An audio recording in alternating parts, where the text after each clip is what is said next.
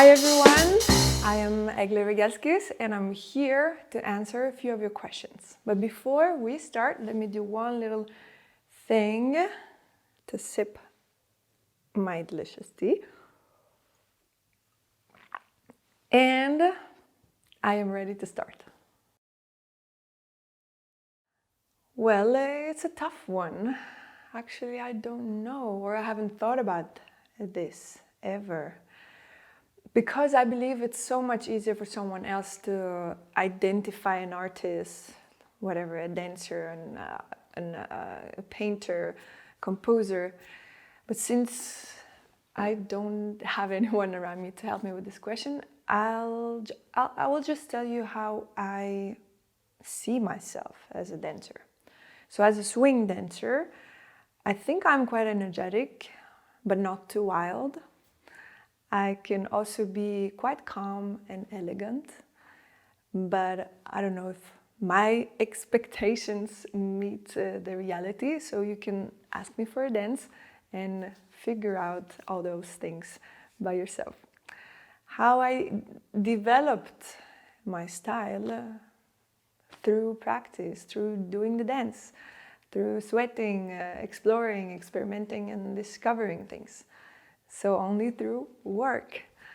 I actually never imagined myself being this style or that style. I just did things that I loved.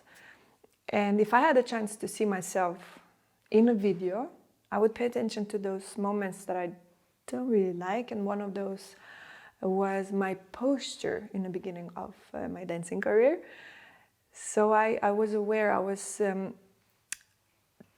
having it in my head every time I was dancing and trying to change it. Of course, other things help me, like exercising, doing yoga, body massage.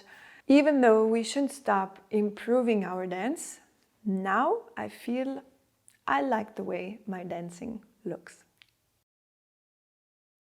Inspiration. Inspiration is such a magical word that we want to keep that inspiration close to ourselves, hoping that it will make our lives somehow lighter, brighter, more colorful. And talking about dance, do you really need an inspiration to go and practice, to go and dance? Because I believe we shouldn't be searching for an inspiration in order to become a better dancers. There's another word which will definitely make you a better dancer, and it's commitment. So if you commit to something you love, you're gonna be doing this thing regularly. So it doesn't matter if it's only 15 minutes per day or twice per week for 1 hour. You know, you can do magical things by committing to something you like doing, and that's what I did. I committed to the dance that I love doing, and I wanted to do some more and some more and some more.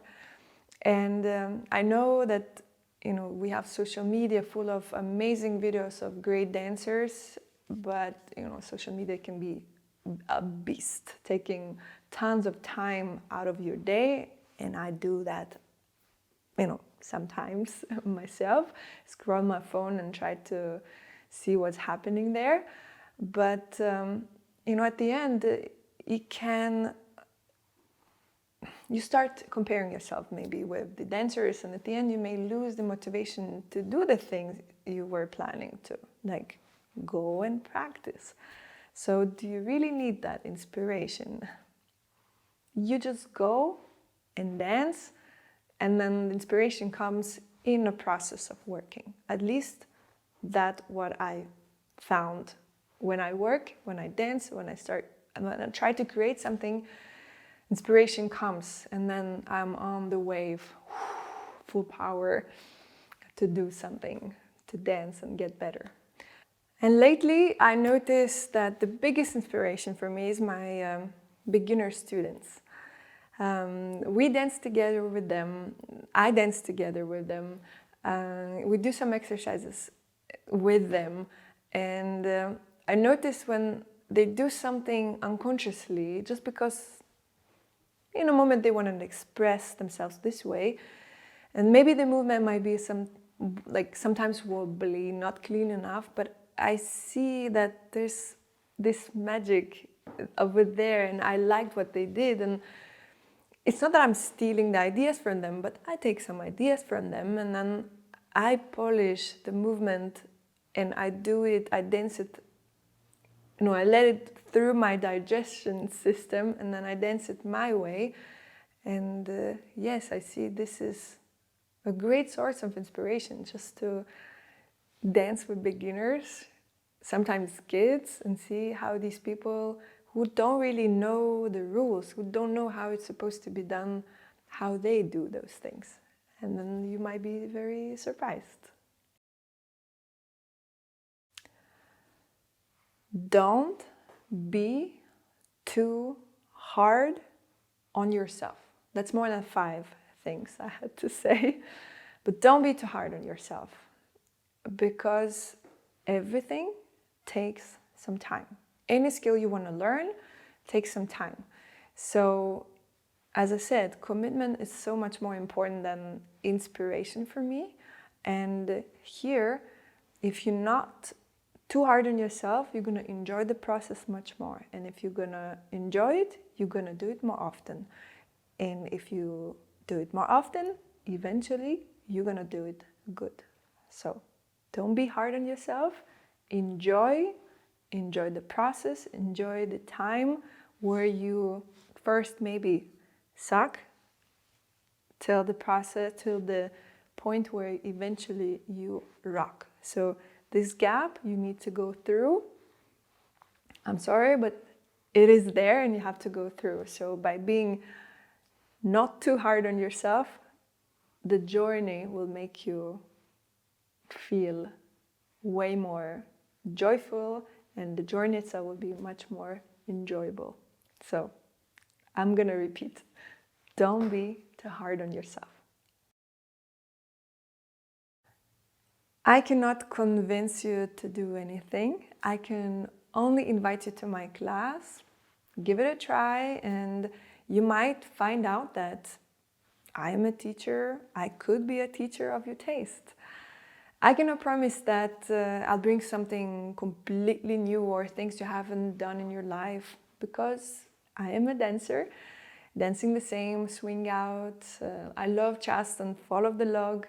So if it's not the material, you might find a different approach, my approach toward this dance.